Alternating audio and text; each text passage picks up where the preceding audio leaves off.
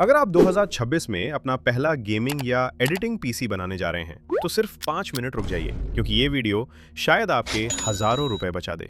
आज भी मार्केट में बहुत सी शॉप्स आपके साथ स्कैम कर रही हैं और पुराने 4th और 6th जनरेशन के कंप्यूटर्स को गेमिंग पीसी कहकर बेच रही हैं।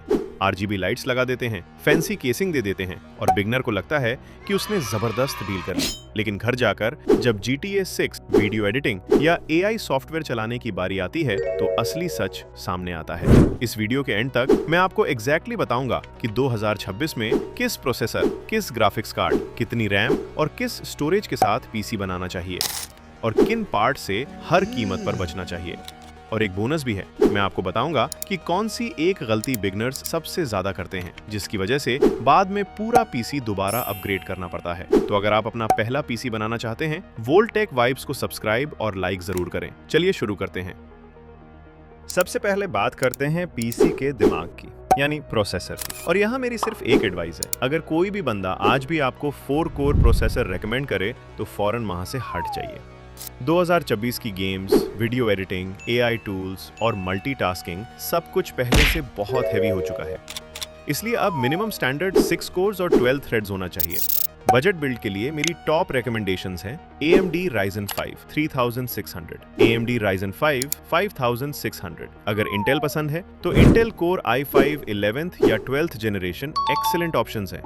ये प्रोसेसर्स सिर्फ गेमिंग ही नहीं, कैपकट, प्रीमियर प्रो, फोटोशॉप और हेवी मल्टीटास्किंग को भी आराम से हैंडल करते हैं। मदरबोर्ड के लिए भी फ्यूचर का सोचिए। B450 या B550 चिपसेट बेस्ट चॉइस है। पुराने H61 या H81 अब सिर्फ पैसा जाया करने के बराबर है। अब आते हैं उस पार्ट पर जिस पर सबसे ज्यादा लोग पैसा खर्च करते हैं, ग्राफिक्स कार्ड। और यहाँ भी बिगिनर्स एक कॉमन मिस्टेक करते हैं, वो सिर्फ GPU का नाम देखते हैं, वी रैम नहीं। आज अगर आप GTA 6, नए AAA टाइटल्स या हेवी रेंडिंग करना चाहते हैं, तो मेरी नजर में 8 GB VRAM से नीचे बिल्कुल मत जाइए। Best value options RTX 3060, RX 6600। अगर आप एडिटिंग, AI और एडोबी सॉफ्टवेयर ज्यादा यूज करते हैं तो NVIDIA बेटर चॉइस होगी, क्योंकि CUDA सपोर्ट बहुत स्ट्रांग है। लेकिन अगर सिर्फ गेमिंग प्रायोरिटी है तो AMD आज भी जबरदस्त वैल्यू देता है। अब बात करते हैं रैम की, और यहाँ भी लोग सबसे ज्यादा कॉम्प्रोमाइज करते हैं।